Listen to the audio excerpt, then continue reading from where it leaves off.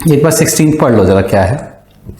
Calculate the time in days to accumulate to 4000 at a simple, ये simple वाला part तो हो जाएगा।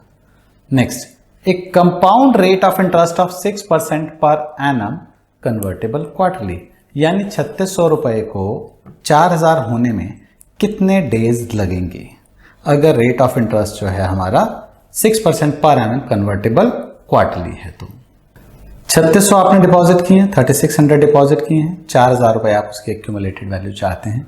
सो 3600 into 1 plus i raise to power n/365, अगर मैं i को एनुअल इंटरेस्ट मान लूं तो इज इक्वल टू 4000।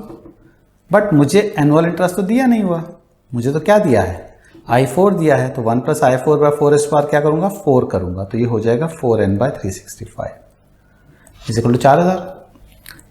i4 की वैल्यू क्या है 6%, तो ये कितना हो गया 0.015 raise to power 4n/365 is equal to हो गया 4000। ठीक है, 1.015 raise to power 4n/365 is equal to हो गया 4000। ठीक है, अब मुझे क्या करना है, अब इसके बाद तो simply taking log on both the sides करना है। तो 4n/365 log of 1.015 is equal to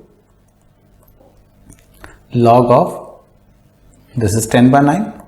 solve कर लो, n की वैल्यू आ जाएगी, ये तो सिंपल है, मैथमेटिक्स लगा लोगे कैलकुलेशन तो 645.73 हमारी आ गई।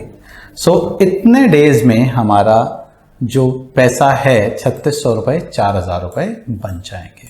ठीक है, अगर मैं इसके ए पार्ट का आंसर देखूं तो आंसर आ रहा है 675.9।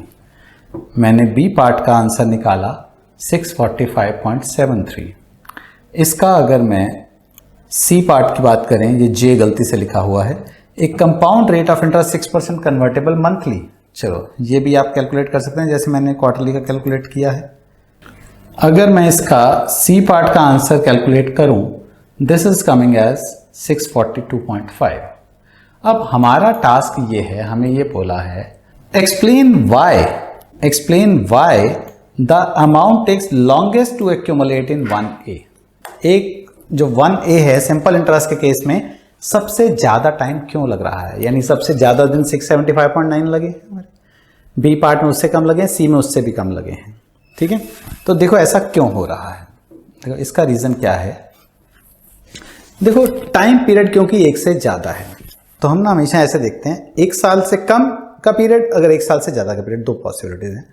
अगर सिंपल इंटरेस्ट की बात होती है ना, तो सिंपल इंटरेस्ट में जो बेनिफिट ऑफ कंपाउंडिंग होता है वो एप्लीकेबल नहीं होता। ठीक है, तो अगर एक साल से ज्यादा का पीरियड है तो इसका मतलब कंपाउंडिंग से हमें ज्यादा इंटरेस्ट मिलना चाहिए था। सो कंपाउंडिंग आपका पैसा ज्यादा जल्दी ग्रो करेगी। तो इसीलिए क्योंकि यहां पर पीरियड 600 डेज से क्रॉस है, यानी कि अप्रॉक्सीमेटली 2 साल की बात हो रही है, सेकेंड ईयर की बात हो रही है, तो जो पावर ऑफ कंपाउंडिंग है that is not working in this case.